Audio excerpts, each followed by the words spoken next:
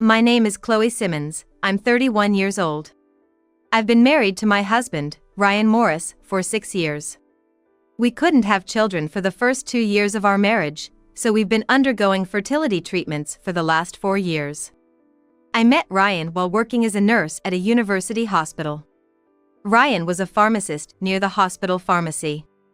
When we got married, Ryan took over his family's business, Morris Pharmacy.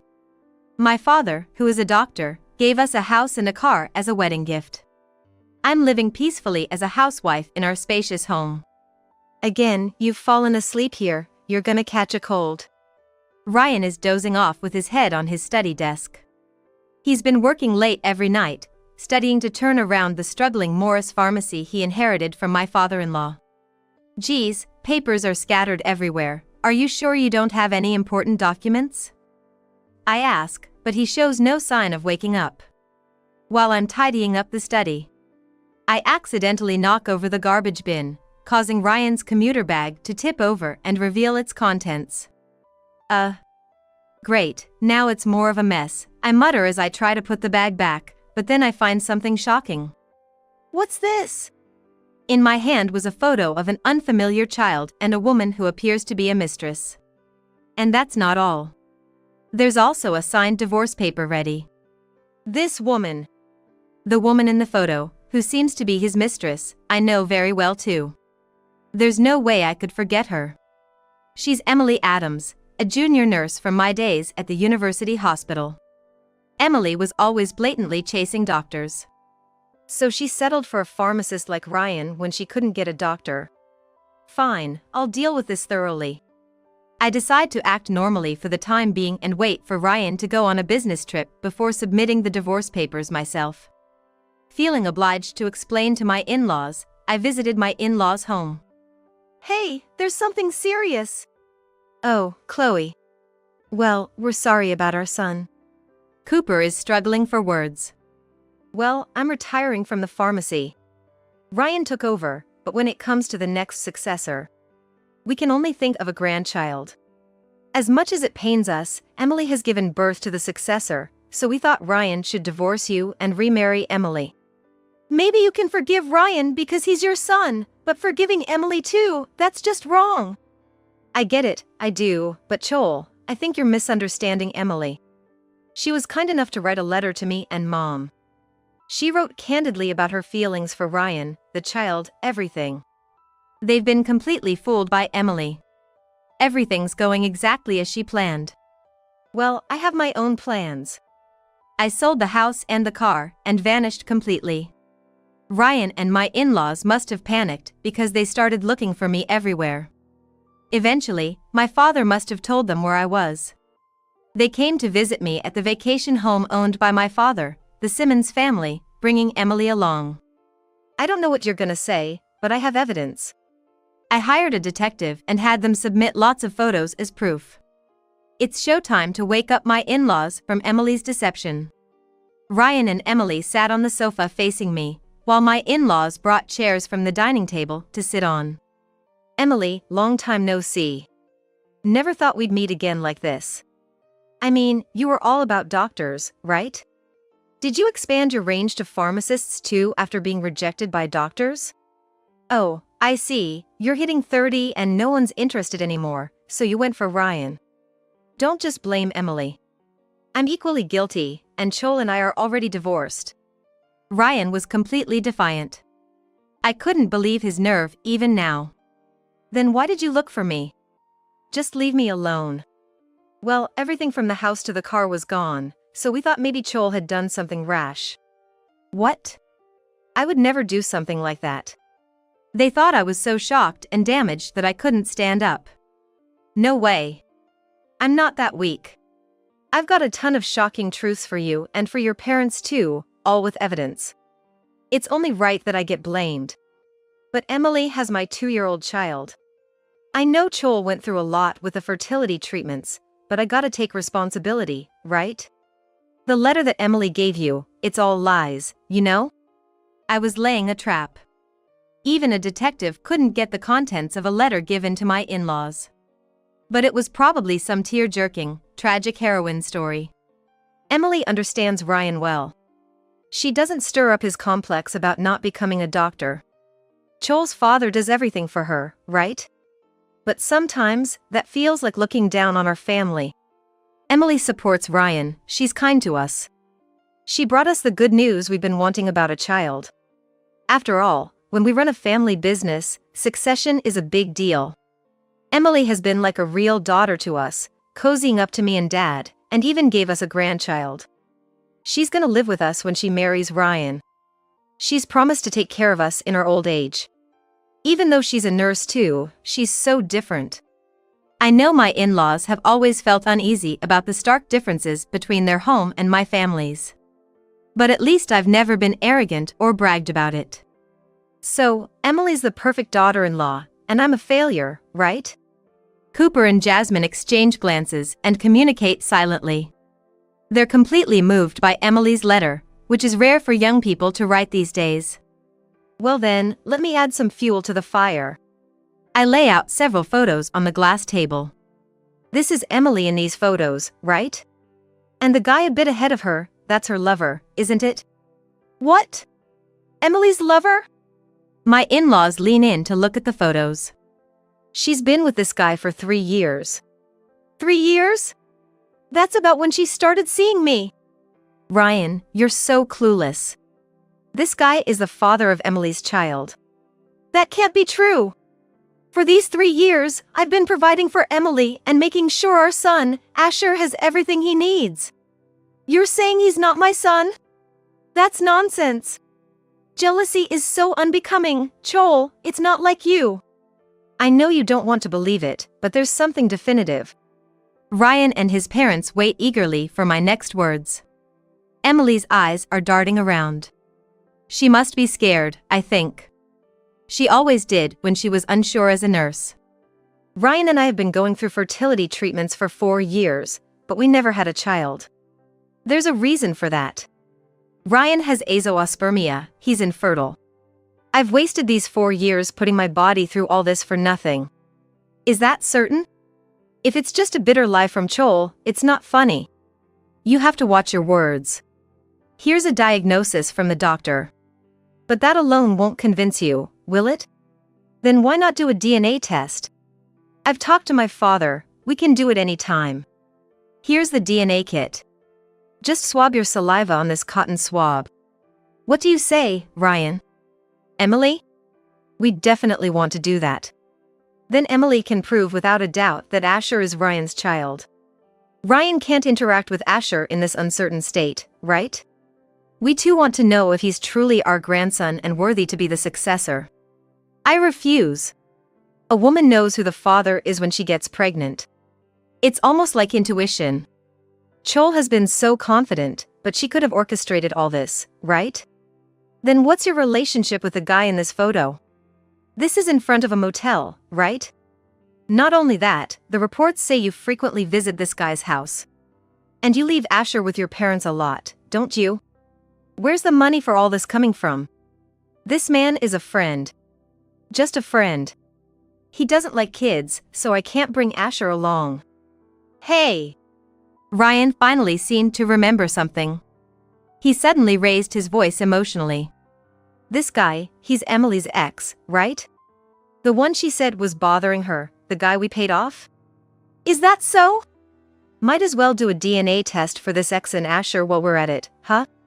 No matter who his father is, to Asher, Ryan is his father. Don't take away his father for his sake. It's weird that they met on a dating app. Nowadays, 1 out of every 5 couples gets married through a dating app. Nothing strange in this era. I don't see what's weird about it. Joel, you always had this nosy old lady vibe, even though you're only a year older. What are you talking about? I've covered for your mistakes countless times. All you ever thought about was how to snag a doctor. Well, no smart doctor would choose someone like Emily, right? They'd choose someone intellectual and refined, someone they wouldn't be embarrassed to walk with. You wanted to marry a doctor and live a luxurious, carefree life, but no doctor ever gave you a second glance.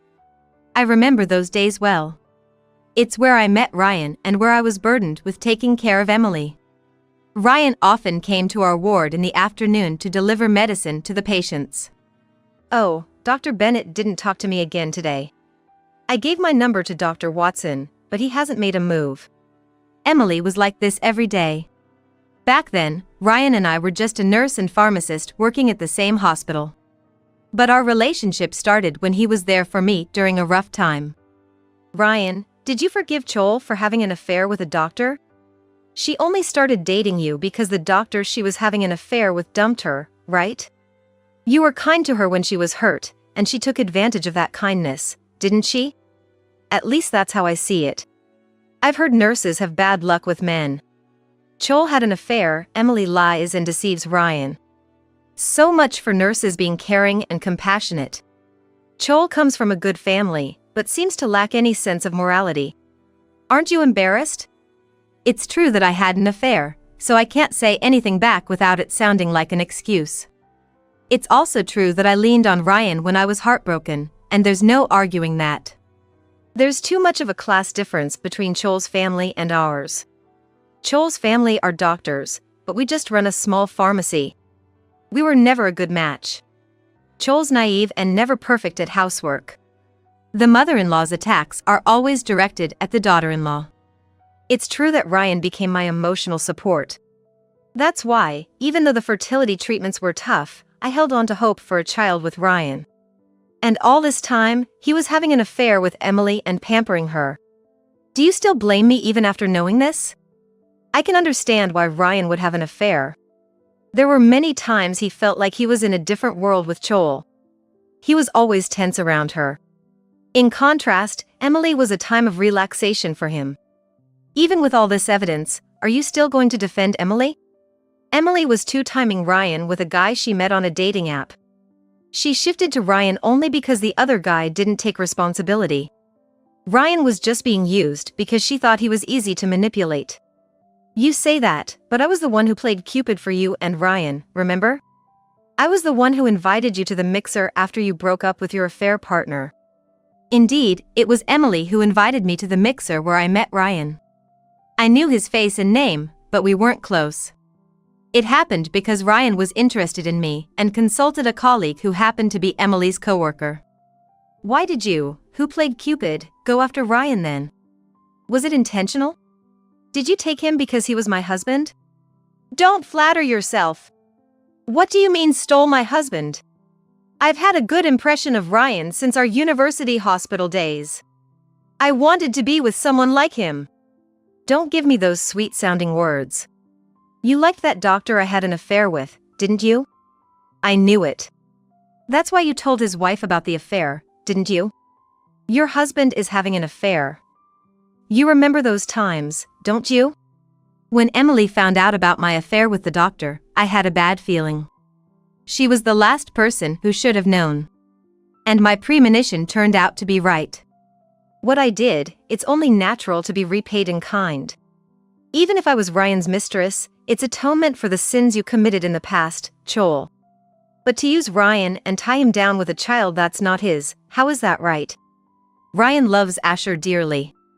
And Asher thinks of Ryan as his father, without a doubt. Then why keep the boyfriend from the dating app at the same time? You relied on Ryan for financial reasons, right? That boyfriend was a jobless guy, huh? Emily, your strike zone is pretty wide. From doctor chasing to ultimately a jobless guy. You've become realistic, I guess. You've grown up. Thank you for the compliment. But in the end, Ryan and Joel divorced, so I win, right? You never caught on while we were dating, did you? If you had, Joel wouldn't have stayed silent. You were surprisingly oblivious, weren't you? Ryan was a bit careless too, but I'm surprised you never caught on. Maybe you just lost interest in him. I think your marriage is over anyway. It wasn't that I lost interest. I trusted Ryan. I couldn't believe it after all the love he showed in our marriage. I must have been overconfident that I was loved. You might not want to see this, but please take a look. This is the email exchange between Emily and her match from the dating app. I put the copies of the emails on the table. I still had cards up my sleeve. This was something even the detective praised for obtaining. She bribed the guy from the dating app with money. Emily's relationship was fragile after all. Things are going well. I told Ryan I needed money to take Asher to the hospital because he was sick, and he transferred it right away. Ryan is like a money tree. But he's recently asking me to marry him since he's divorcing his wife. And he wants me to live with his parents. It's a joke, right? Why do I have to live with old people? He totally sees me as a caretaker. Ryan can be so insensitive. Well, Ryan was cool back at the university hospital, but now he's just an old man. Ever since he took over the family pharmacy, he's let himself go. It's just him and his parents at work, so no need for competitiveness or ambition. Even Ryan, who used to look so cool, turned out like that. Aging is scary. Would you like to see more? Emily was clearly shaken. She probably didn't expect this much evidence. I think it was unexpected for her that the guy from the dating app betrayed her. However, in the email exchanges obtained by the detective, there was no definite statement about the child's father. If I had to choose, it would be this part. Why? Don't you believe me? The child is Ryan's. Well, the timing overlaps, but I took the morning after pill. Don't worry, he won't suddenly ask to take care of him or go somewhere together. Ryan? He's our ATM, so I'll act in front of him. Actress Emily Adams, that's me. What do you think after seeing this? From what we see here, it seems that Ryan is indeed the father of the child. But Chol, you just can't accept that Emily's child is Ryan's, can you? I was planning to settle this with a DNA test, but Mom and Dad, you're okay with leaving things uncertain? If so, there's no need to bother with a DNA test. I've divorced Ryan, so you're free to do as you please. Remarry Emily, take in the child and add him to your family registry. However, I'm just letting you know what kind of person Emily is, so you don't suffer later. From what I see in the emails, Emily doesn't plan to live with Mom and Dad. Hold on a second.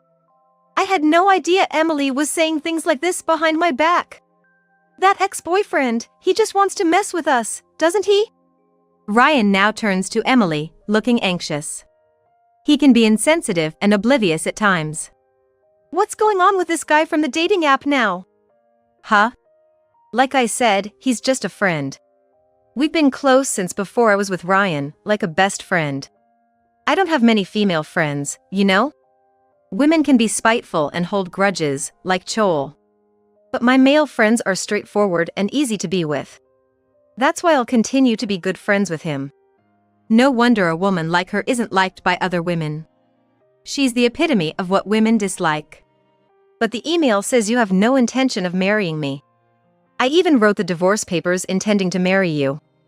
I never said anything about divorcing Chol to marry you. You just jumped the gun, didn't you? But there's a responsibility as Asher's father, right? Wasn't the talk about marrying me and raising Asher together? Even my parents agreed to help with the childcare and were okay with us living together. Now the conversation is going in a weird direction. It's all because Chol interfered. Suddenly, the house and car are gone, and I'm left with nothing. Chol's enjoying her time in the vacation home. Really, Chol, raised as a spoiled lady, never considers others. And now hiring a detective and exposing all this? You just want to bring down me and Emily. Yes, it's none of my business anymore. But it's been proven that you're infertile, Ryan. I pointed emphatically again at the doctor's diagnosis I had laid out on the table earlier. Are you still going to acknowledge Emily's child as your own after seeing this? That's a fake diagnosis, right? Anyone can forge that. Why stop me from having a child just because you can't? Dad always talks about a successor, but do you know how tough it is to run the pharmacy? I've been handling the finances, and at this rate, it might end with Ryan, not even make it to the next generation. Actually, it's hard to say. I've had to ask Chol's father for financial help. Wait a minute. Emily, I want to know how you feel. Do you really want to marry Ryan and live with his son? It seems like you're avoiding the question. Chol has gone to great lengths here. I think it's her final act of kindness. You were married for 6 years. Chol must have some feelings. They say blood relation doesn't matter, but honestly, I don't think I can wholeheartedly love and cherish a grandchild who isn't related by blood. I'm not too bothered about it. I can see him as an important grandchild who will be our successor. Dad, you keep talking about a successor, but do you realize how tough running the pharmacy is? I've been handling the numbers, and at this rate, it might end with Ryan's generation. Actually, it's hard to say. I've had to ask Joel's father, Mr. Simmons, for financial help. That was news to me. It must be a dire situation for the proud Morris family matriarch to swallow her pride and ask for help. Despite complaining about how different our worlds were, they turned to money when in need. So, you're talking about selling the store, right? What? Huh? Well, I was gonna talk about it, but I don't think we can keep the store going. People would rather go to big pharmacy chains. We have a limited selection, nothing new, and high prices.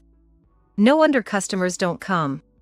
In the worst case, both Dad and I have pharmacy licenses, so we can find jobs elsewhere. It might be better to sell the store and get it over with. So that's it. Emily really is calculating. Using marriage to Ryan as bait, her goal is to cash in on the sale of the pharmacy. Without such benefits, there's no reason for her to cling to Ryan. She's using the child and the prospect of money to her advantage. It's pathetic how Ryan still doesn't realize this. Don't joke around. Who says we're selling the store? You don't have the authority to decide that. It's a store that's been in the family since Grandpa's time. You worked hard at the university hospital, and I was hoping you'd help boost the store. To think about selling it on your own, what are you thinking? Sure, our small pharmacy is losing customers, but we still have loyal ones. Many have said they'd be in trouble if Morris Pharmacy were gone.